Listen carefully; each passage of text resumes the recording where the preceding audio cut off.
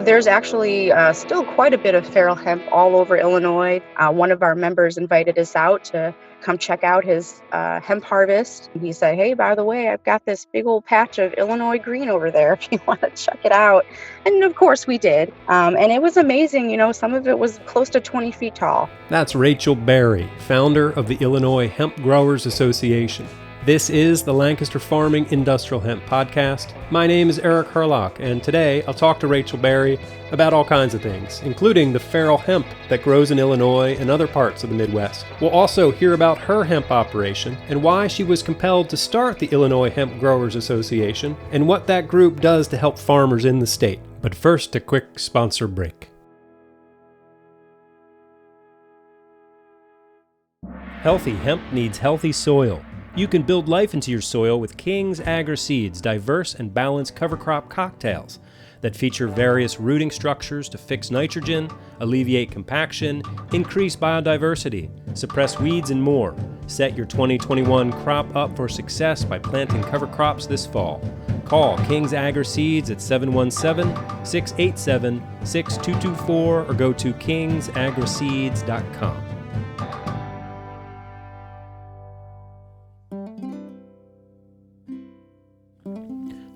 Hello and welcome back. Thanks for listening to today's show. So last week I mentioned that this week was going to be our 100th episode, and I felt then that that was sort of a cause for celebration, like, yay, we did it. But really, what did we do? It's just a number.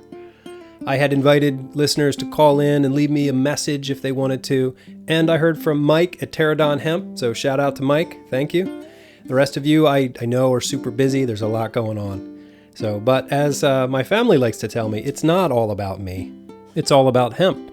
And specifically today, it's about Illinois hemp. And even more specifically, it's a conversation with Rachel Berry. Here we go.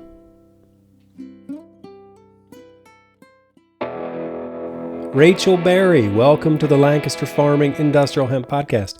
Could you introduce yourself for us, please? Yeah, sure. My name is Rachel Berry. I'm the founder and CEO of the Illinois Hemp Growers Association. I'm a hemp farmer.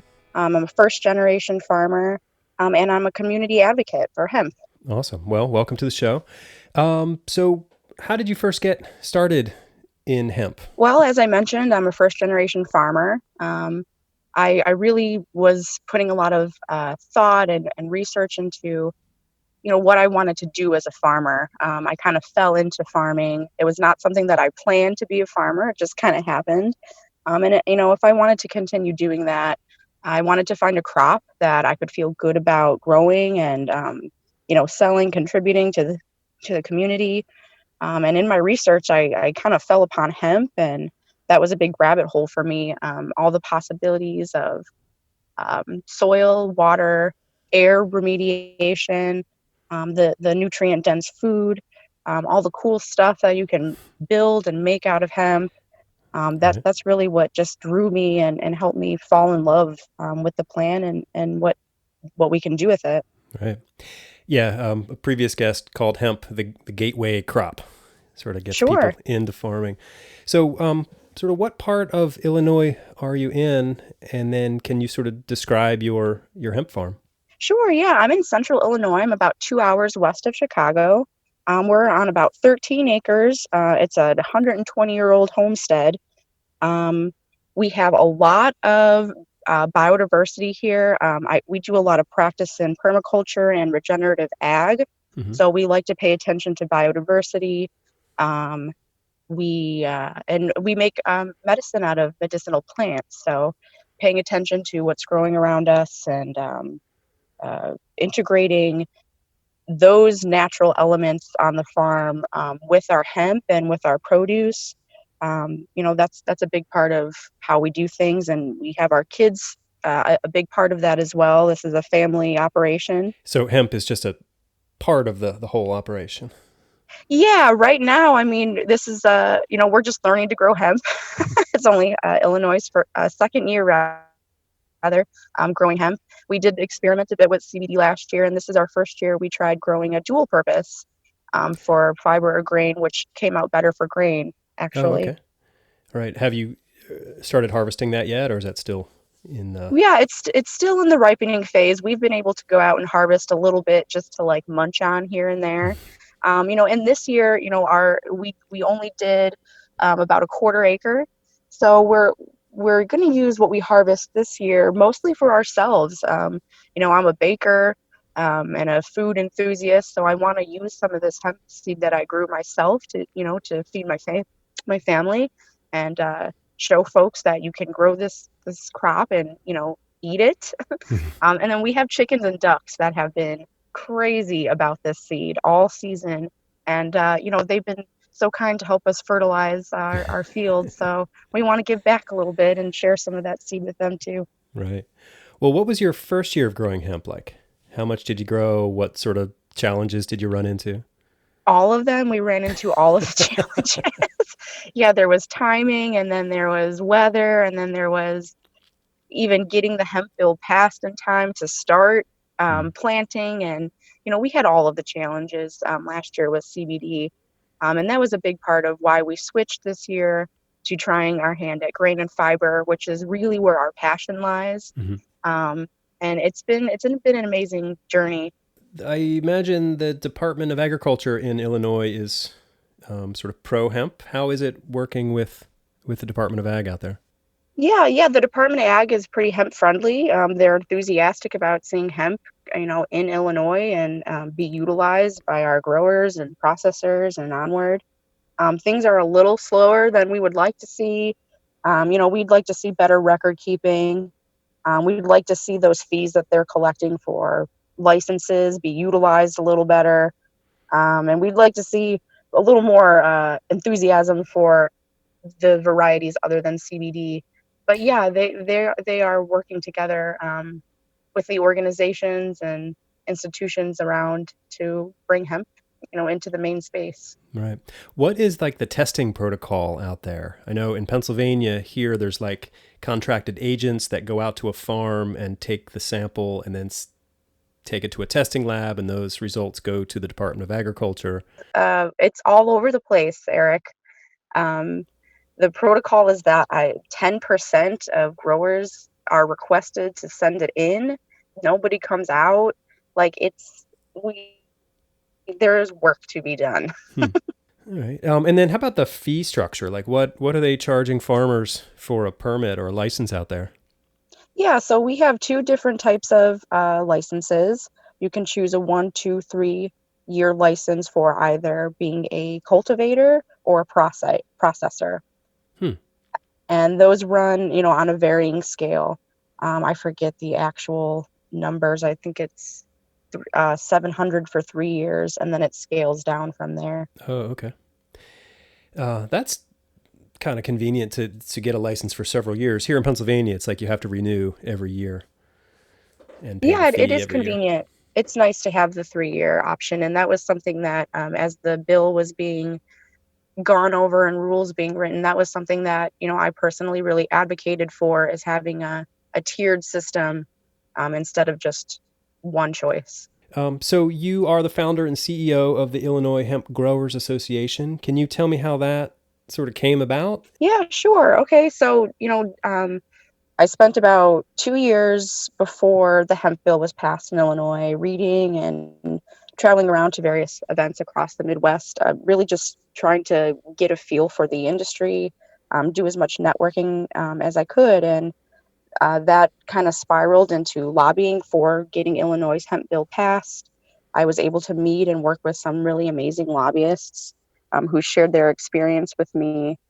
And as I was learning and gaining all this experience and meeting all these amazing people, it just dawned on me that, there's a place for me in this industry. My passion is huge. And I became aware that there's a big need for local options. There's a lot of big organizations out there, Mm-hmm. but we needed a local option, and no one else was really doing what I envisioned, which was really just getting out there and hitting the community, and being a voice for hemp in spaces that maybe hemp wasn't always, the subject of conversation. There's a lot of ag events and food events. I'm really plugged into the local food movement here in Illinois. Mm-hmm. There's a lot of places where hemp fits in. And, if most of the conversations about hemp are happening in the hemp space. So I find a lot of joy in getting out of the hemp space into other spaces to talk about the benefits of hemp. Right. And I wanted something, official. So, and to take it as far as I could really take it. So that's when I decided to make an organization out of it.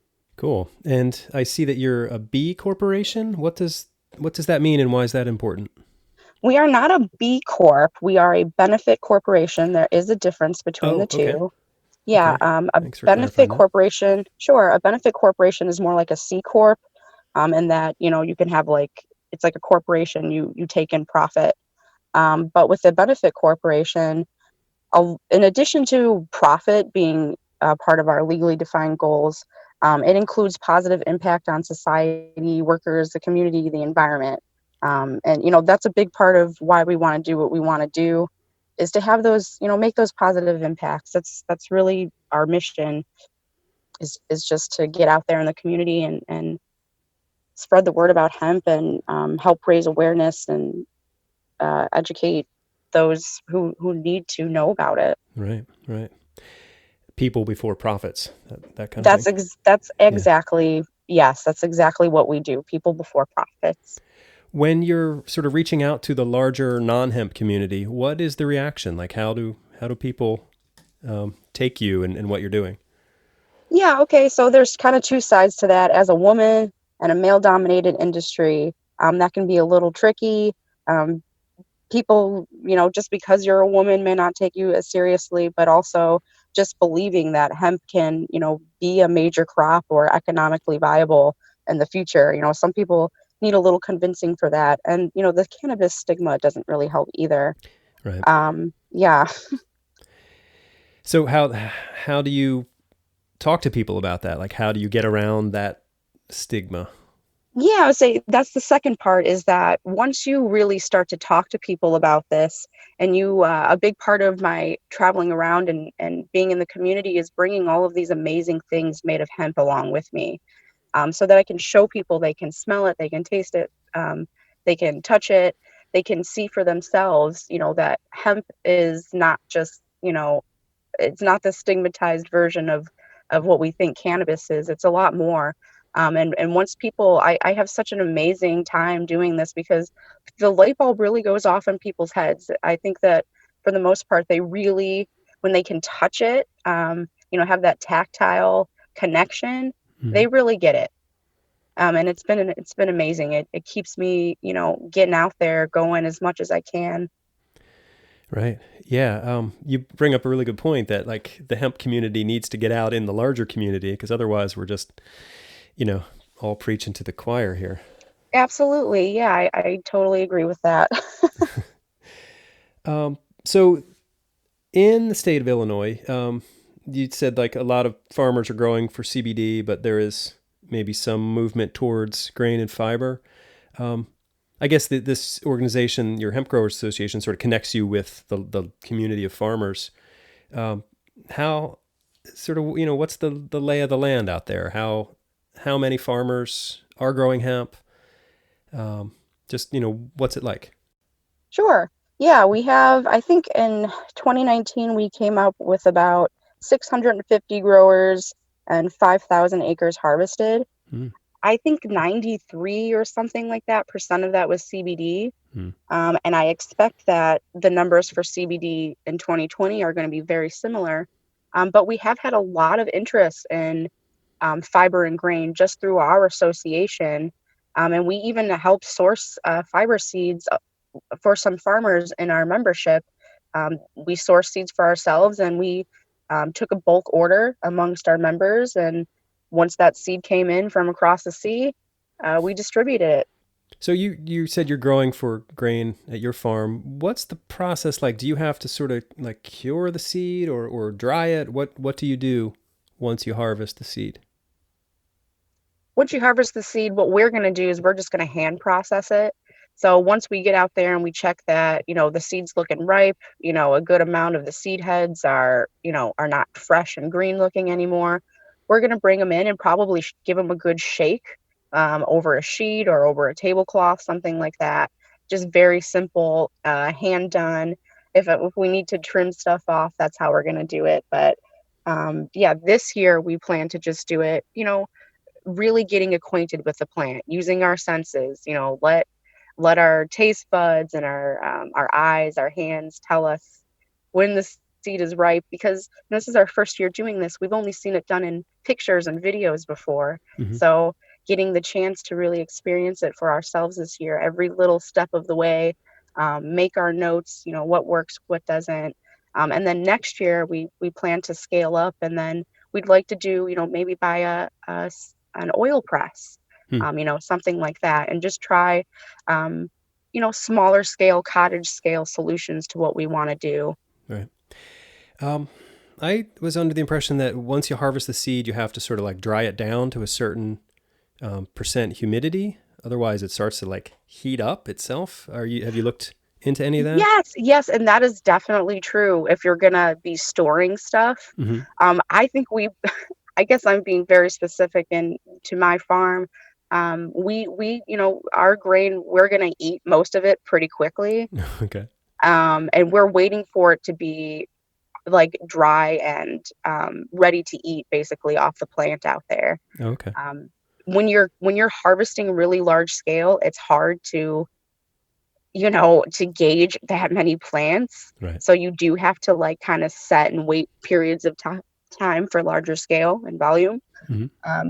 But we are working at such a small scale that we'll pretty much be harvesting when they are ready, and then we can just bring them into the house or wherever we're preparing them, and we'll take it from there. Okay.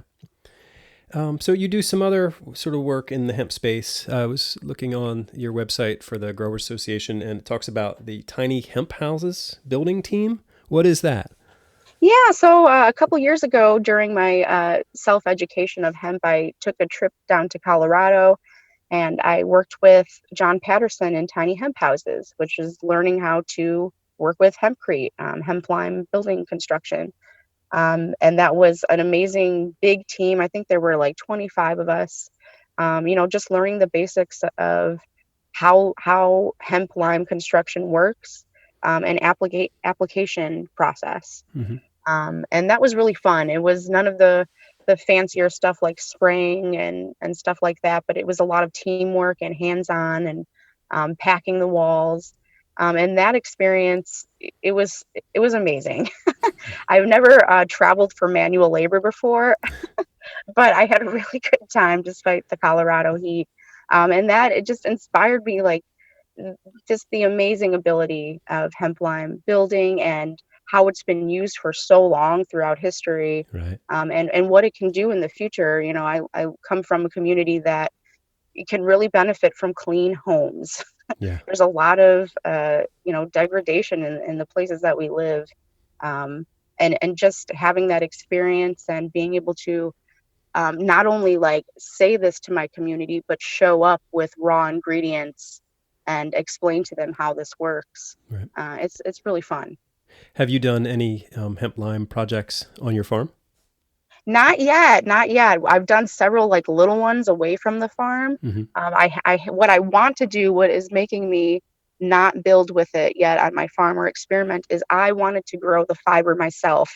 Right. Right. I have a 120-year-old farmhouse that could use, a little renovation here or there, but I'm really hell bent on growing that fiber that I want to use myself. And my husband has some training and experience in mechanics, so I'm even rallied him to build me a small scale decorticator. Nice. So that I can grow this on my farm and use it on my farm, which is another big reason why I started the association. I just wanted to empower people, that you can do this. Yeah. You can help clothe yourself, build for yourself, and feed yourself growing this crop. Imagine that. I know. Yeah, it's exciting. So what other concerns do you have about the industry? Are you following any of the DEA interim rules that are going around right now? What are your thoughts on that? Yeah, we are following that pretty closely, and we've been reading as much as we can. We're coming up with a blog post right now that will be out in the next couple days, that really gets our thoughts out about that and what we can do together to move forward. But yeah, there's a lot of anxiety out there. Right. Like some people on one side, they're saying like, oh, this is, a major blow to the CBD industry. Other folks are like, no, this is actually just fine. So yeah, I'm curious to see what happens. Us too. So getting back to the Illinois Hemp Growers Association, how many members do you have and sort of what is the benefit for membership? Sure. Yeah, we're a grassroots membership organization, and we have kind of two tiers of membership. We have the grassroots level, which is free, and that really gets you kind of plugged into what we're doing. You get updates through our website. It just kind of forms a better relationship. We have your information and likewise on file. And then we have our dues paying members. They pay $25 a year, and they get access to members only pages. They get invited to quarterly meetings. And we have like quite a close relationship with our dues paying members, and we have 100 of them now, which is so exciting for us. We just hit that 100 mark. But we have developed quite a close relationship with a lot of our members, regular correspondence, just updating each other on how things are going. So that's been really exciting and, amazing to see how that has developed over time to that relationship with our paying members. Right. And then we also offer sponsorship to organizations and businesses, startups here in Illinois and in the Midwest that want to, support us and have mutual support from us and just help get the word out about their services and, their membership programs, et cetera. Right. Yeah, I saw on your website lots of great sponsors here. What's that process like of finding sponsors and getting them to, sign up? Actually, we typically don't look for sponsors. They come to us. And things get slow, and then with the pandemic, things slowed down, and we weren't getting a whole lot of action, not a whole lot of members or sponsors. But just in the last couple of weeks, things have really picked up, and we've picked up a couple more sponsors. That's great. It's really just a big part of it is networking. Like, who are we talking to? One sponsor will tell another group that they've had a good experience, and then we'll start a conversation, and it's really just organic. We just find each other. Right. You mentioned the pandemic. How is that affecting, your farm personally, or, the larger community? What's it like out there in Illinois? Oh, I think it's pretty stressful for everybody. It's trying to find a new rhythm, being cut off from resources that we usually have. Farming, a big part of that is community. So being cut off from community has been a challenge in many ways.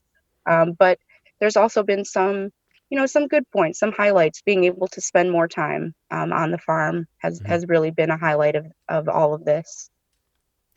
Right. So are you're full-time farmers, or is there off farm work? I'm a full-time farmer. Okay. My husband has a career outside of the farm. Okay. And then do you have like a produce operation or a CSA, or what else is going on farming wise there? No, we don't do CSA or farmers market at this point. We pretty much grow to help our own grocery budget, and then we share with family, with our relatives. But that we do aspire to do farmers market, not just for produce, but I'm really interested in selling hemp baked goods, kind of cottage food style, at the farmers market. And I made some really beautiful hemp bouquets this year from wildflowers and and some hemp plants. So stuff like that. We're interested in getting out there and marketing. Right. So I follow you on the Instagram, and I saw a couple of weeks ago you posted a photo of Farrell Hemp. Now, that to me here in Pennsylvania, that's sort of a foreign concept, that there would just be like these great stands of wild hemp. Can you talk about that and sort of where that stuff comes from? Yeah, there's actually still quite a bit of Farrell hemp all over Illinois that remains from back in the day when we had about 11 hemp mills here, and they were processing fiber during World War II. So yeah, there's still quite a bit of this Farrell hemp, even though years were spent spraying it, burning it down, terrorizing farmers over nothing, because this Farrell plant is growing in their space. We were really fortunate to get to visit that little patch of Illinois green. One of our members invited us out to come check out his hemp harvest. He had just cut down some fiber, and some of it was redding, and he just failed another bit of it. So we came out to check it out and see how that went. And he said, "Hey, by the way, I've got this big old patch of Illinois green over there if you want to check it out." And of course we did. And it was amazing. Some of it was close to 20 feet tall. Wow.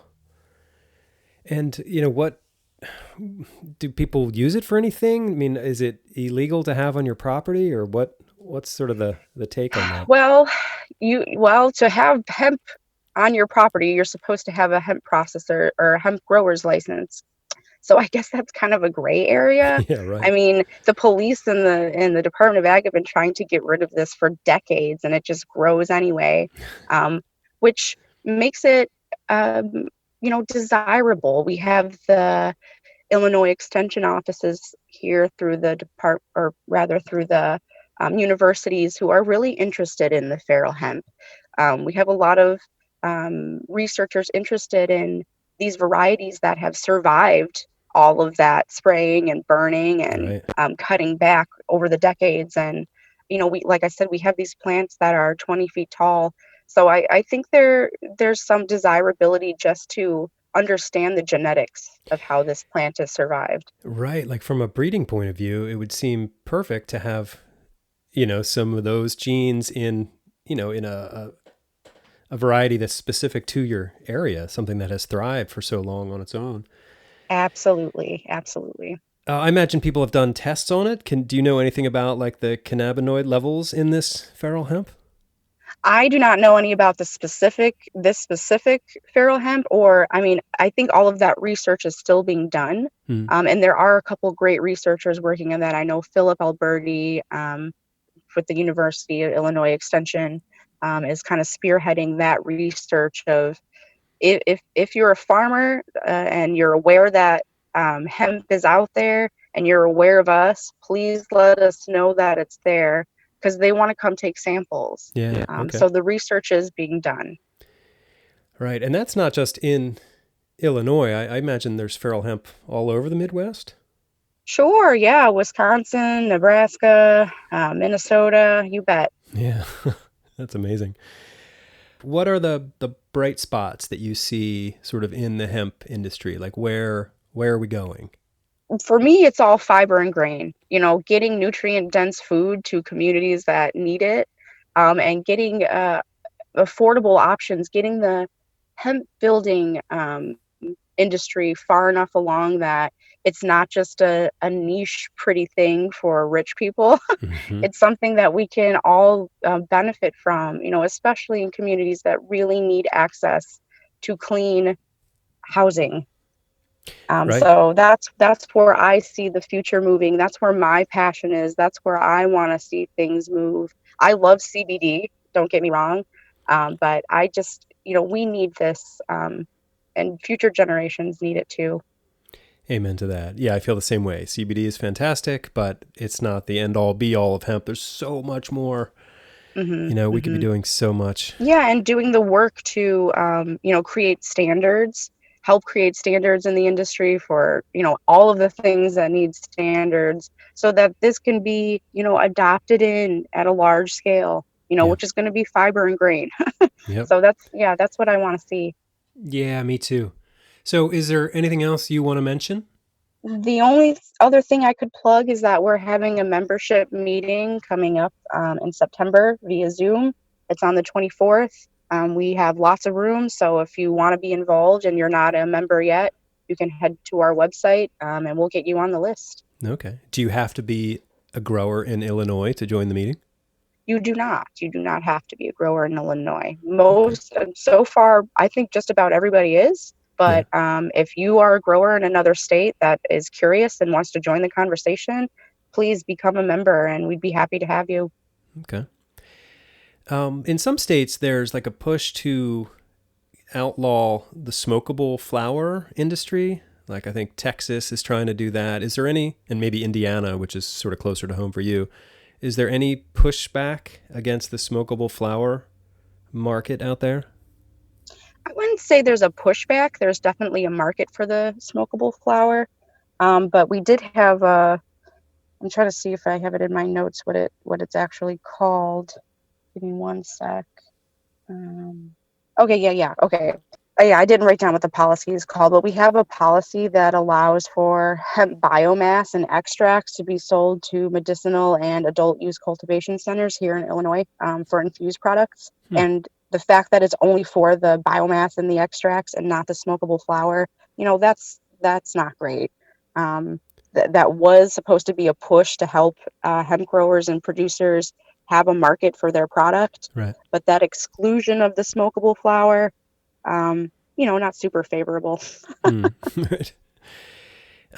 Do growers out there have a hard time finding processors? We have a lot of processors here in Illinois. Sometimes there is a little disconnect, and we'll get phone calls that some farmer needs a processor, and we can help plug them in with a couple options. But I would not say there is a shortage of processors in Illinois. No. Okay. All right. And does the state provide, like access to those? Like, is there a list? Like if you were a grower, could you go to the ag department's website and find all of the processors? You would actually find that list with ourselves with a collaboration with the Chicago Cannabis Company and the Illinois Extension offices. Oh, okay. The Department of Ag, I don't think they have a list of processors. They have a list of labs and stuff like that, but we collaborated amongst some Illinois organizations to come up with that list of processors, and we keep it updated. Right. So you can find that on our website in the file share. You can seek that out with the Illinois Extension offices as well. Okay. Do you need a license in Illinois to be a processor? You do, yes. Yeah, okay. It is a separate license from the hemp grower's license. All right. Well, Rachel Berry, it is great to talk to you. I'm glad we connected. And thank you so much for your time. Yeah, thanks so much for having me on the show, Eric. It's been a blast. Yeah, and it's great to talk to you, because I talk to so many like dudes in the hemp space. So I'm always happy to find farmers who also happen to be women. Absolutely. Yeah. That's a big reason why I'm doing this too. Just there need to be more women in the industry.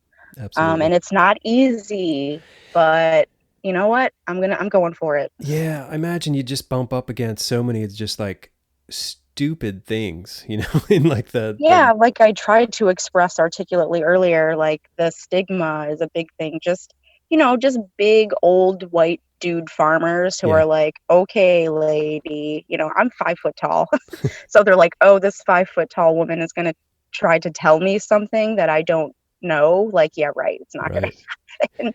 But, like I said, when you show them, well, let me pull this thing out of my hemp briefcase, and show you this, then, their tone and their posture kind of changes. Right. When you give them that tactile example of, instead of just your words, their attitude changes a little bit. They loosen up a little bit. Good. How about from like apparently we're back into the interview, but how about from like a social justice point of view, do you think the hemp and or cannabis industry like has a responsibility when it comes to, communities of color being decimated by, these stupid drug laws for the past 60 years? Absolutely. It's crazy that it's not just more obvious to everybody, and that the industry is still struggling to be inclusive of minorities. Right. When, in fact, yes, all of the things that you just said, absolutely, yes. And that's, like I said, it's in our mission to help mold the industry in Illinois and as far reaching as we can into something more inclusive. Yeah. We need more voices. Like, we need more perspectives. Well, how do you do that? Like, I guess it's easy to talk about, but like, what would that look like in real terms, do you think? Well, for me, it's literally going out to the community and places, like I'm from Chicago. So I will go out to the inner city as often as I can and just share about hemp, Mm-hmm. because just to like help empower those communities. Like when you're like they want education in the city, and just as much as they want out here rurally. Um, so, and then they're not always, that's the big thing, is it's not always the hemp space. Like the hemp space is it's like kind of exclusive. Hmm. So if you want to share hemp with, a further reach into the community, you have to go to places that are not hemp spaces. You have to show up where people are talking about how they get their food. You have to show up to places where they're talking about, what's another one that I really like to hit up? Different types of, it's food is the big one I like to show up at. Places that are talking about local food, and usually, they're talking all about produce and you know herbs and stuff like that. But I show up and I talk about hemp because this is something that you can grow. That's got it's nutrient dense, so like it's a little more bang for your buck compared to other things you might want to grow.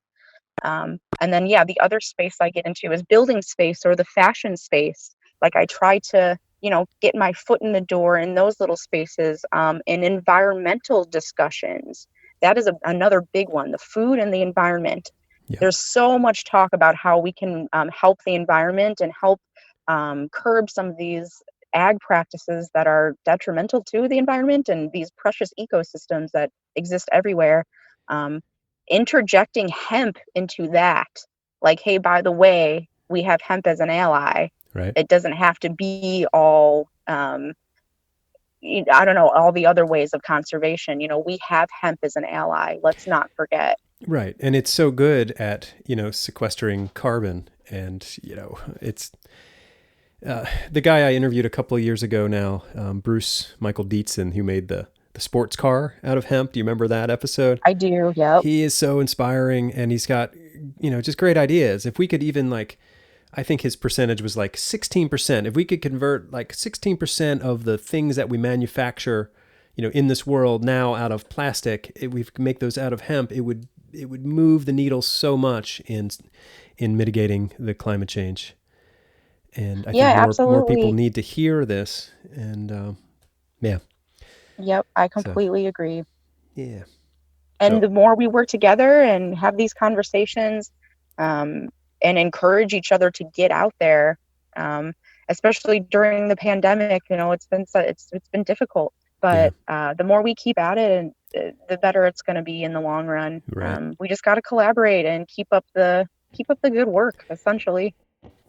That's Rachel Berry, founder and CEO of the Illinois Hemp Growers Association. I will have a link to the Illinois Hemp Growers Association on the show page for this episode at lancasterfarming.com. All right, well, thank you very much for listening to today's show. You can always get in touch with me. You can send an email to podcast@lancasterfarming.com. My name is Eric Herlock. I am the digital editor at Lancaster Farming Newspaper, the greatest agricultural newspaper in the world. Check us out online, or get yourself a subscription to our print edition, and we'll just send it to you every week. You can learn about all of that at lancasterfarming.com. All right, well, so that does it for our 100th episode. Thank you for listening to this one. Thank you for listening to all of them. I don't know. Have you listened to all of these 100 episodes? Congratulations if you have, because that's quite an undertaking. Anyway, thanks again. I've really enjoyed this work that I'm doing. And I do believe I'm going to take a little break from the podcast for now. So hopefully we'll see you in a few weeks or in the newspaper.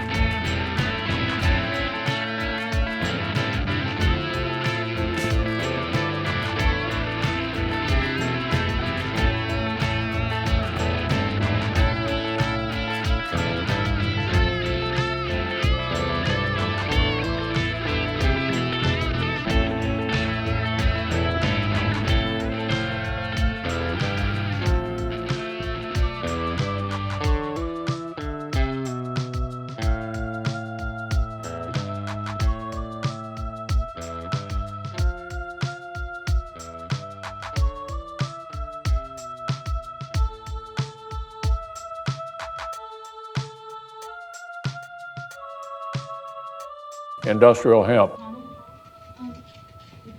Yeah. Hemp farmers are still waiting for non-drug regulatory guidance for CBD.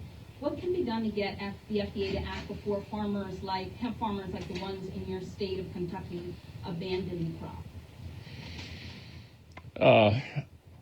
Honestly, I'm not on top of the latest on that. Episode 100 of the Lancaster Farming Industrial Hemp Podcast is copyright 2020 by Lancaster Farming Newspaper, part of the Steinman Communications family. Today's show was written and recorded, edited and produced by Eric Furlock. The music you hear throughout the show is courtesy of Tinbird Shadow. Black Lives Matter.